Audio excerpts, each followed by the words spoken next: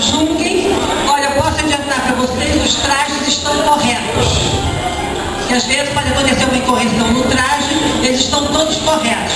Vocês têm que julgar na questão do traje, talvez seja a parte mais difícil de ser julgada, é a beleza. A riqueza nem sempre deve ser levada em consideração, é a moça se sentir bem vestida, bem trajada. É a identificação, pessoa e traje.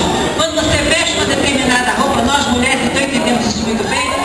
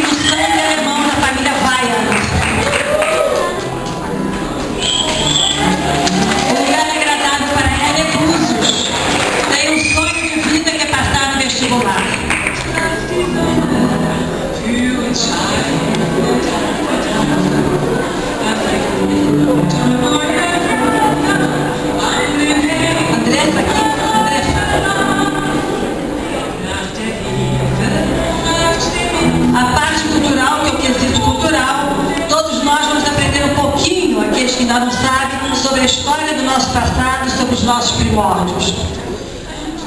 Andressa, em 1854, a partir de 1854, eu acho que eu gostaria de me lembrar como era, os aqui presentes gostariam de saber como é que a gente vinha do Rio de Janeiro até aqui. Boa tarde a todos. A partir de 1854 até 1883, a viagem era feita em 3 etapas. Primeiramente, os colonos navegavam pela Baía de Guanabara até o Porto de Mauá. Em seguida, tomavam um trem do Porto de Mauá até a raiz da terra. E a terceira parte era feita por diligência.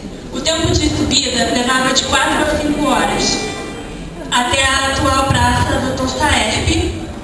E a função do pré-vestibular, a intenção dela na vida é ser jornalista, seu sonho de vida.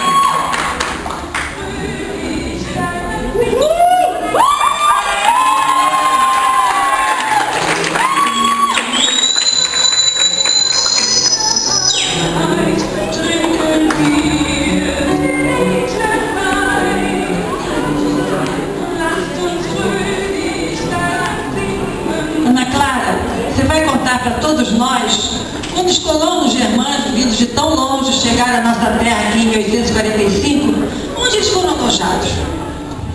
Boa tarde. Os colonos germânicos de 1845 enfrentaram muitas dificuldades durante a viagem e muitos morreram antes mesmo de chegarem no porto. Os que vieram para Petrópolis ficaram alojados em ranchos ou barracões. Existiam alguns, 3 na Rua do Imperador, onde hoje está o prédio do antigo fórum. 2 alojamentos no Alto da Serra, sendo 3 barracões para os colonos dos quarteirões Renânia Inferior, Central Superior e o Palatinado e Ciméria. E na atual Rua 7 de Abril, onde está o Convento de Lourdes, existiam mais 2 ranchos para os colonos do Bingen, Mosela, Ingelheim, Nassau e Westfalen. Nestes, muitos morreram do tifo contraído em Niterói.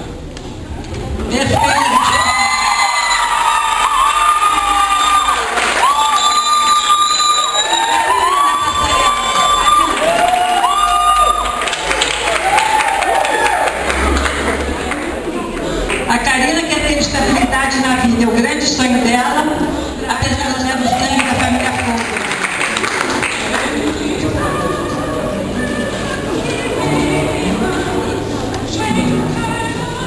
Mas sem que ela quer com os próprios méritos.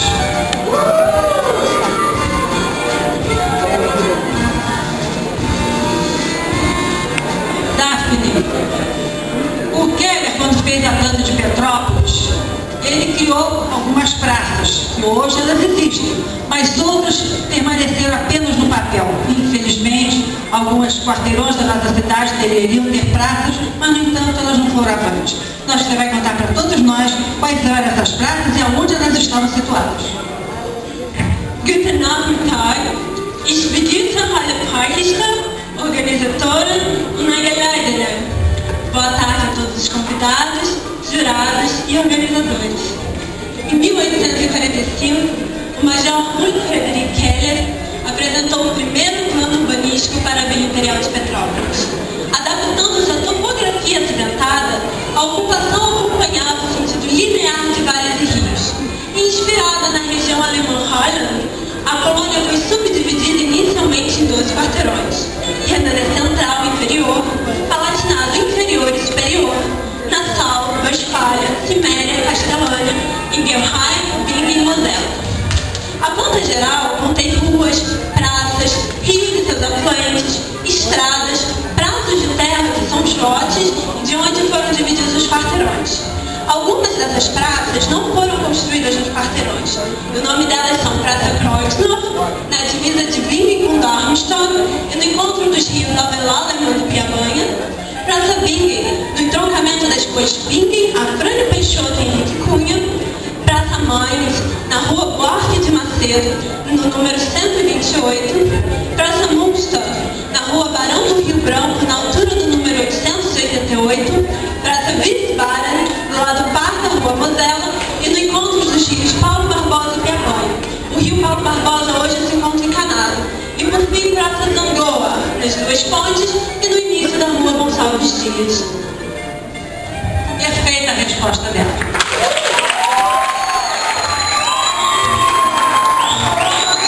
Ela quer terminar sua faculdade. Sonho dela.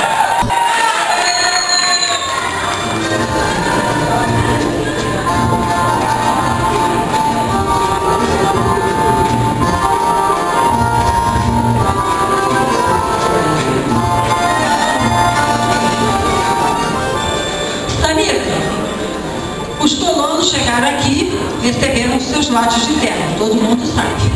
Eles tinham algumas obrigações e compromissos. Acho que você pode contar para nós quais eram eles? Boa tarde a todos. Algumas obrigações dos colonos germânicos eram a construção da própria casa entre 2 e 4 anos, o calçamento em frente às mesmas, a coleta das águas pluviais dos telhados para as ruas, nivelamento do quintal para ser superior ao nível da rua ou da praça, murar o seu prazo de terra, e eles tinham a semana dividida da seguinte maneira: 4 dias para serviço público, 2 dias para a construção da própria casa e atividades domésticas.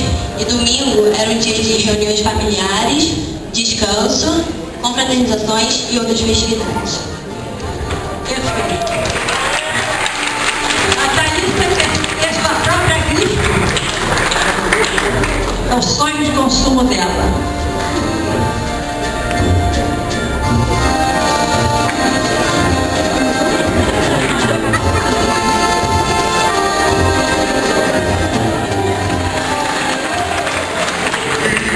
Seu sonho é crescer profissionalmente.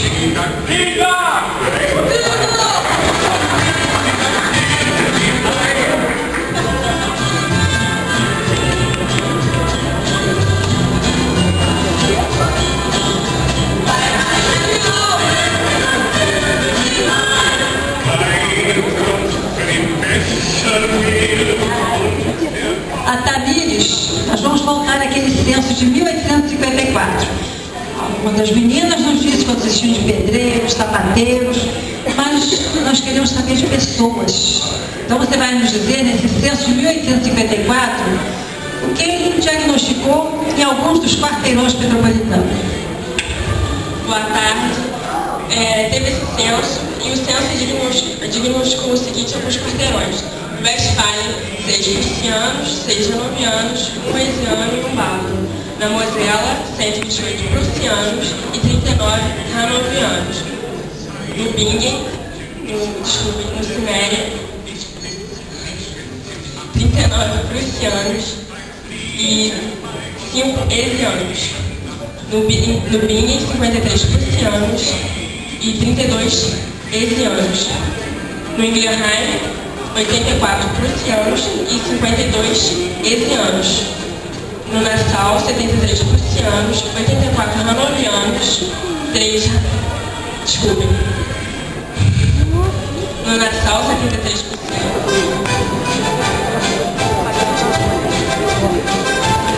Vanessa, conta para nós como eram as casas dos nossos primeiros habitantes, as casas dos nossos colonos, como elas eram construídas, como elas eram. Olá, primeiramente, boa tarde, a plateia, boa tarde, jurados. Bom, elas eram bem pequenas, eram de pau a pique, 3 ou 4 cômodos, sendo que um quarto, sala e cozinha. Viviane da família Guerin e Bolsa, também descendentes de colonos.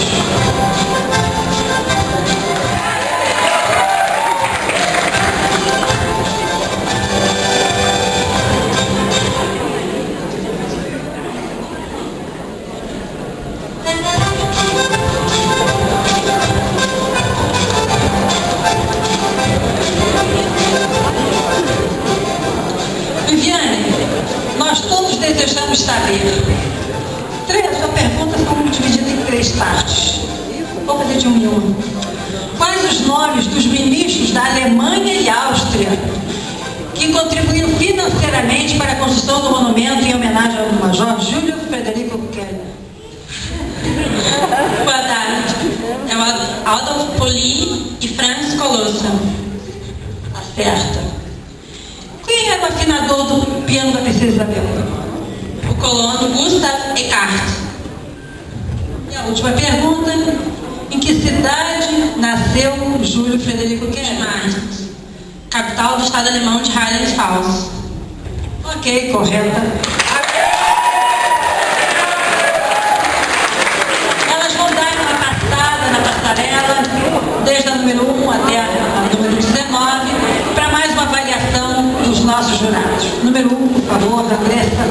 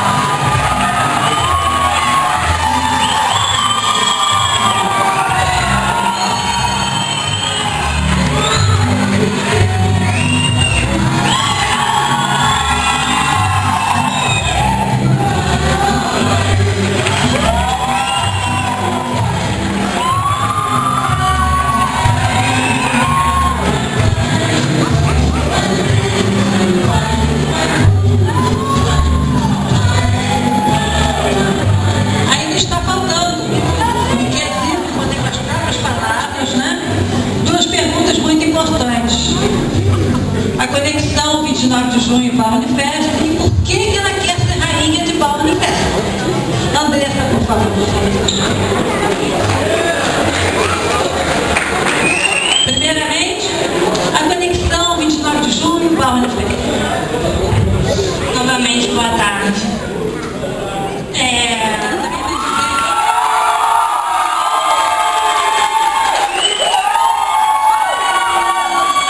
Primeira conexão para a Unifesp 29 de junho, vice-versa. A Bauer Unifesp só existe hoje graças ao Clube 29 de Junho, que há mais de 50 anos vem mantendo vivas a cultura e a história alemã na cidade. E neste período, onde comemoramos a saga desses colonos, agradecemos a essa iniciativa que nos rendeu esta festa tão importante. E por que você quer ser rainha da Bauer Unifesp? Bom, desde que eu entrei no meu grupo, na categoria infantil, eu sempre acompanhei esse concurso, eu sempre gostei muito. E hoje, eu gostaria muito de poder representar a cultura e a colônia alemã aqui em minha cidade.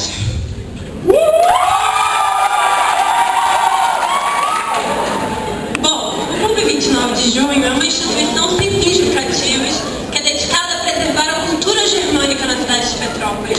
Tem mais de 50 anos de existência e, como vocês já sabem, seu nome é uma alusão ao dia 29 de junho de 1845. Esses colonos chegaram no Rio de Janeiro, primeiramente, no navio Virgínia, que chegou com 161 colonos no dia 19 do mesmo mês. A criação do clube deve-se a amantes das tradições que estiveram dispostos a resgatarem os hábitos e costumes de seus antepassados. Mais uma vez, como vocês sabem, a instalação solene aconteceu no Salão Nobre da Câmara Municipal de Petrópolis, no dia 29 de junho de 1959, às 16h30. Sob a presidência de Guilherme Auler, a bandeira do clube foi abençoada por Frei Stanislau Scheck, sócio fundador do clube, e banhada na água dos três principais rios da cidade, o Palatino, o Quitandinha e o Piabanho.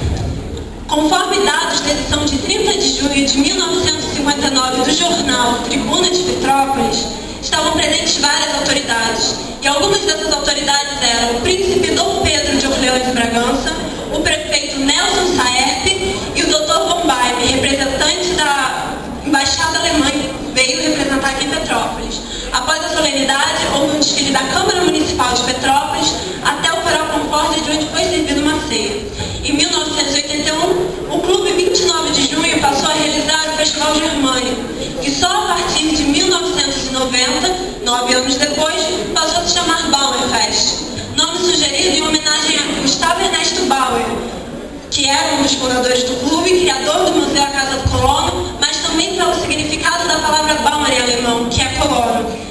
Bom, o Clube 29 de Junho criou a Bauernfest e tem com ela a força de manter a alma da tradição germânica em Petrópolis vivos até hoje. Bom, para mim, representar a cultura germânica como rainha da Bauernfest é poder transmitir o orgulho de conhecer a cultura e disseminá-la. Eu acredito que eu sou capaz de ser rainha não só por querer representar tudo isso, mas porque eu me dedico verdadeiramente às minhas pesquisas, sempre querendo levar um pouco mais sobre cultura, hábito, vestimento, bom, história germânica, alemã em geral. Para mim, ser rainha não é só carregar uma faixa e uma coroa. Para mim, ser rainha é afirmar o amor à cultura. E eu afirmo muito além desse palco. Eu faço dança alemã, eu pesquiso sobre as tradições germânicas. Para me vestir tipicamente hoje concorrer, eu fiz um traje inspirado nas camponesas da Floresta Negra, que fica no estado de Baden-Württemberg, na Alemanha, que originalmente usavam trajes todos feitos em algodão, tingidos com pigmentos naturais como pigmento verde. O colete preto representa o rio Danúbio, que atravessa a floresta e desaba no Mar Negro, e o vermelho e as cores vermelhas do meu traje representam a cor vermelha da floresta e as cores típicas da região. Como rainha, eu também quero representar a força dos colonos, que vieram para cá, se instalaram aqui, tiveram várias dificuldades, como a língua e a cultura, mas conseguiram crescer e fortificar sua cultura em nosso país. E eu acredito que eu sou capaz de representar tudo isso. Muito obrigada.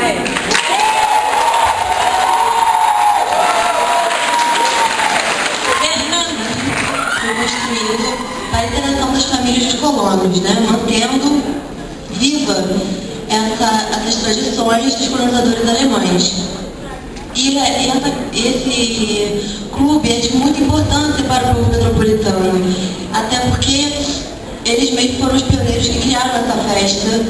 E acredito que hoje essa festa, né, a Bauer, seja um evento que será, assim, de muita importância mundialmente mesmo, de todo o país. Bom, na verdade, eu acho que toda mulher já nasce uma princesa e ao longo da vida ela se torna uma rainha. Então eu gostaria de ser a rainha de 2011. Eu gostaria de ser, primeiramente pela minha mãe, que não pôde estar aqui hoje, por termos de saúde. Mas eu gostaria de ser a rainha de 2011, porque eu considero a Bauer Fest a festa mais charmosa de todo o país.